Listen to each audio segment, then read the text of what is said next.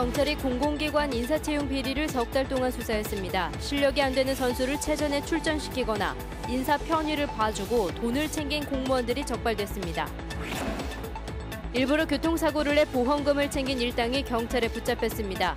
교통법규를 위반한 차량들을 노렸습니다.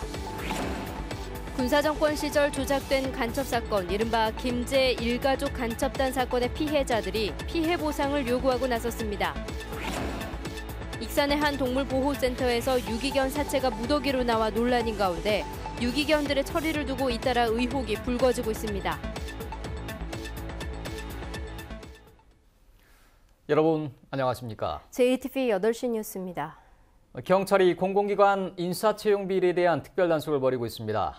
최근 석 달 동안에만 30명이 적발됐습니다.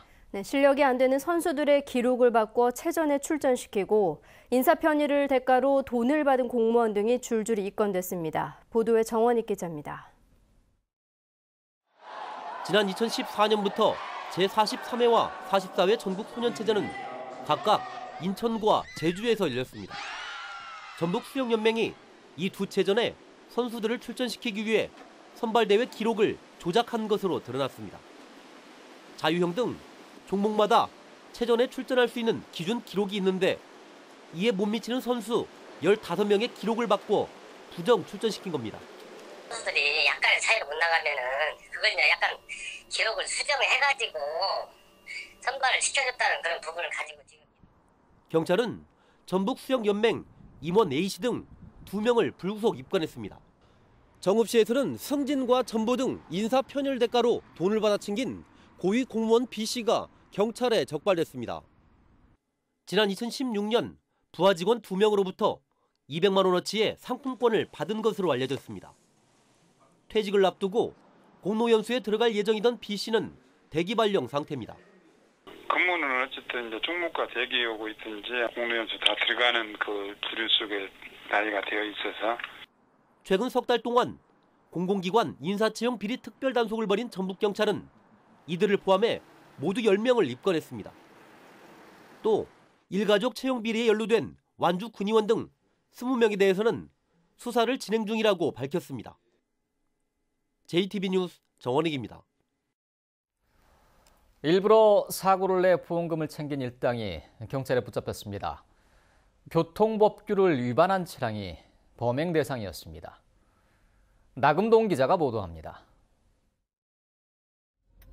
1차로를 달리던 화물차가 회전교차로 앞 흰색 실선에서 갑자기 2차로로 진로를 변경합니다.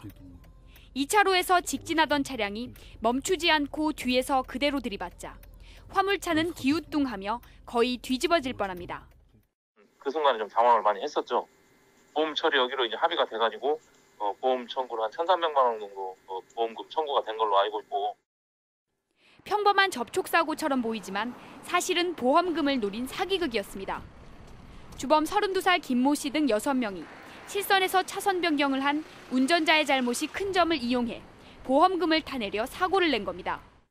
교차로 부근 백색 실선에서 진로 변경하는 등 과실 비율이 높은 법규 차량만 골라 고의로 들이받아 보험금을 편취한 사고입니다. 음주운전 의심 차량들을 일부러 찾아다니며 사고를 내는가 하면 보험금을 더 받기 위해 고급 외제차를 범행에 이용하고 가족이나 친구를 차량에 함께 태우기도 했습니다. 이들은 주로 전주에서 지난 7년 동안 156건의 사고를 내 9억 8천만 원을 챙겼습니다. 경찰은 3명을 구속, 18명을 불구속 입건하고 달아난 3명의 뒤를 쫓고 있습니다. JTB 뉴스 나금동입니다. 김제 일가족 간첩단이라고 들어보셨습니까? 군사정권 시절에 조작된 간첩 사건인데 일가족 3명이 목숨을 잃었습니다. 최근에는 이 마을 주민들이 수십 년간 말 못한 고통을 겪었다며 피해 보상을 요구하고 나섰습니다. 하원우 기자의 보도입니다. 평화로운 이 농촌 마을에 비극이 시작된 건 1982년. 전두환 정권은 평범한 농부였던 최으로 씨를 간첩으로 조작했습니다. 이어 같은 마을에 살던 최 씨의 조카 낙교 씨와 낙전 씨도 간첩으로 몰아세웠습니다. 작은 아버지가 먼저 잡혀갔잖요. 그러고 했는데 며칠 만에 이 낙전 양반이 없어졌어. 막 그냥 부숴가지고 나가도 못 있어. 막 이런데 찾으러 다니고 그런 난리가 없었지. 고문기술자 이근한이 마을에 상주하며 조작에 앞장섰습니다. 국가보안법 위반 혐의로 의로 씨에겐 사형이 집행됐고 낙교 씨는 검찰 조사 도중 숨졌습니다. 9년을 복역한 낙전 씨도 석방 넉 달 만에 스스로 목숨을 끊었습니다. 바다로 가는 마을길엔 철조망이 설치됐고 90년대 중반까지도 감시병이 배치됐습니다. 숨조차 쉬기 어려웠던 군사정권에서 주민들은 간첩마을에 산다는 손가락질까지 받아야 했습니다. 간첩이라고 쉽게 말도 못 있어. 절대로 말 못 있어. 하이나 누가 데려가 감수고 이런 말이 갖고 걸릴 감수고.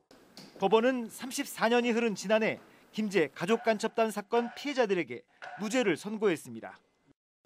주민들은 간첩 조작으로 자신들 역시 커다란 고통을 겪었다며 국가에 책임을 묻기로 했습니다.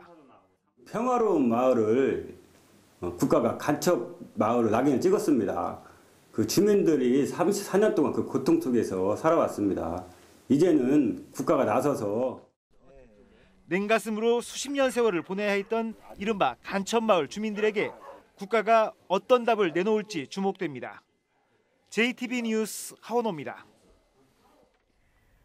동물보호센터에서 유기견 사체가 무더기로 발견됐다는 소식 어제 전해드렸는데요. 동물보호센터가 유기견을 굶기고 건강원에 넘겼다는 의혹이 제기되고 있습니다. 오정현 기자의 보도입니다. 익산의 한 유기동물 보호센터. 유기견 사체들이 널브러져 있습니다. 축 늘어진 고양이. 건드려봐도 반응이 거의 없습니다. 살았잖아, 움직이잖아. 얼어서 죽었고 말아서. 마리당 8만 원에서 10만 원을 받고 한 해 3,400마리의 유기동물들을 맡아왔는데 비용을 아끼려 굶겼다는 의혹을 받고 있습니다. 거의 매일 갔죠, 여름에는. 물에는 완전 먹을 수 없을 정도로 녹조가 완전히 끼어가지고 있고 사료는 단 한 톨도 없었고요. 동물보호단체는 유기동물 보호센터가 유기견을 건강원에 넘겼다는 의혹을 제기하고 있습니다. 우리 동물단체들은 그 20여 마리를 3-4번에 나눠서 도축해갔다는 정황을 확보했습니다. 그 지인이 운영하고 있는 건강원으로 갔을 거라고 보고 있습니다. 해당 센터 소장은 보호하던 개들은 대부분 질병 때문에 죽었고 건강원에 넘겼다는 주장도 사실이 아니라고 해명했습니다. 여기 왔던 개들이 미리 질병이 와서 여기는 사료를 떨어뜨리지는 않았습니다. 이번 의혹과 관련해 유기동물 보호센터의 사료 구매 내역이 명확하게 공개되지 않아 유기견을 굶겼다는 논란은 해소되지 않고 있습니다. JTB 뉴스 오정현입니다. 바른정당과의 통합에 반대하는 국민의당 당원들이 모여 민주평화당 전북도당을 창당했습니다. 민주평화당은 6.13 지방선거에서 더불어민주당과 1대1 구도를 만들어 승리하겠다고 밝혔습니다. 송창용 기자가 보도합니다. 정당 민주의 길, 평화의 길. 국민의당 통합 반대파 당원들이 모인 가운데 민주평화당 전북도당이 출범했습니다. 전북도당 위원장에는 김종애 의원이 선출됐습니다. 김 의원은 민생과 평화, 민주, 개혁을 기치로 다가오는 6.13 지방선거에서 더불어민주당과 1대1 구도를 만들어 승리하겠다고 말했습니다. 1대1 구도를 꼭 만들어서 6.13 지방선거를 성공하는 이러한 내실 있는 정당으로 만들겠다는 것을 여러분 앞에 말씀드리겠습니다. 창당대회에는 국민의당 소속 전북국회의원 7명 가운데 김종회, 김광수, 유성엽, 정동영 의원 등 4명이 참석했습니다. 조배수 의원은 서울시당 창당대회에 참여했습니다. 김종회 의원은 조만간 이용호 의원도 합류할 것이라고 밝혔지만 김관영 의원과 함께 바른정당과의 통합 행렬에 참여할 것이라는 전망도 나오고 있습니다. 국민의당에서는 이 밖에 전북도 의원 6명과 시군 의원 20여 명, 그리고 당원 2,600여 명이 민주평화당에 입당 원서를 제출했습니다. 이들은 지난 총선에서 많은 국민이 국민의당을 지지해줬지만 안철수 대표가 바른정당과의 보수 야합으로 배신했다며 통합정당은 결국 국민의 지지를 받지 못할 것이라고 비판했습니다. 어떻게 보수 합당을 해서 국민의 지지를 받는단 말입니까? 시작부터 싹이 노랗다 이렇게 생각하는데 맞습니까, 여러분? 민주평화당은 오는 6일 국회에서 중앙당 창당대회를 열어 창당 절차를 마무리할 계획입니다. 한편 국민의당과 바른정당은 13일 통합을 완료하겠다고 밝혔기 때문에 전북의 민심을 잡기 위한 각 정당의 경쟁도 한층 더 치열해질 것으로 보입니다. JTB 뉴스 송창용입니다. 한파만큼이나 얼어붙은 경기 속에서도 이웃을 돕는 따뜻한 손길이 이어졌는데요.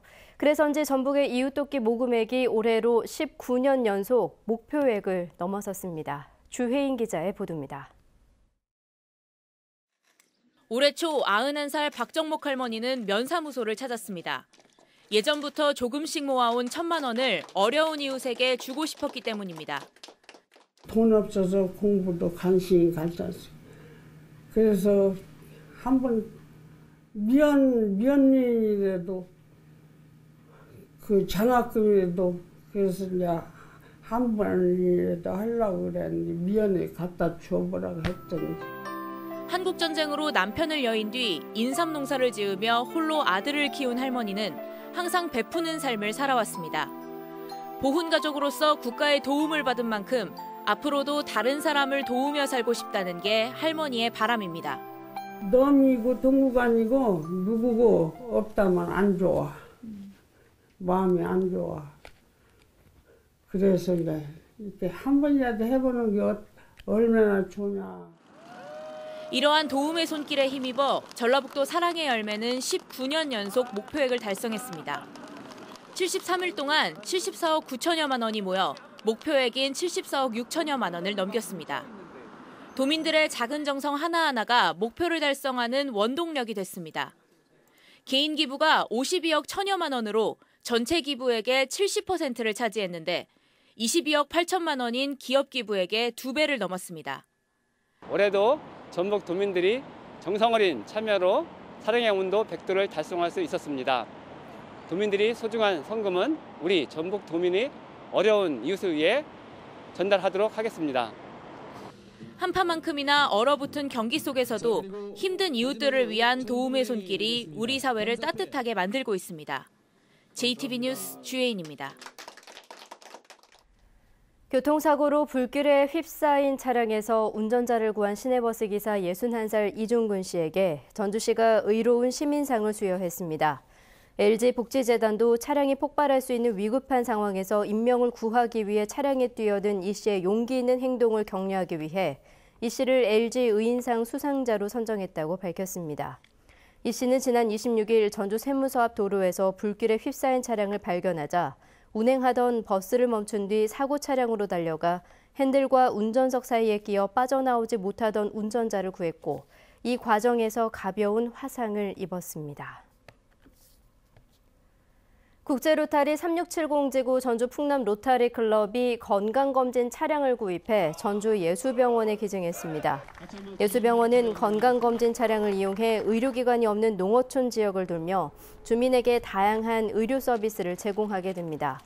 전주 풍남 로타리 클럽은 예수병원이 농어촌 지역을 순회할 때 함께 자원봉사 활동을 펼칠 예정입니다. 오늘 오후 2시 40분쯤 김제시 신풍동 한 마트에서 불이 나 1층 300여 제곱미터와 진열된 상품 등이 불에 타 소방서 추산 9,500여만 원의 재산 피해가 났습니다. 경찰과 소방당국은 토치로 불을 붙여 얼어있는 화장실 배관을 녹이려다 불이 붙었다는 마트 주인의 진술을 토대로 정확한 화재 원인을 조사하고 있습니다. 내일은 대체로 맑겠습니다. 밤부터는 점차 흐려져 주말인 모레 아침까지 1에서 3cm의 눈이 나 5mm 안팎의 비가 오겠습니다. 내일 아침 최저기온은 영하 11도에서 영하 6도, 낮 기온은 영상 2도에서 5도로 오늘과 비슷하겠습니다. 주말인 모레는 대체로 맑겠고 오후부터 다시 눈이 내려 일요일까지 이어지겠습니다.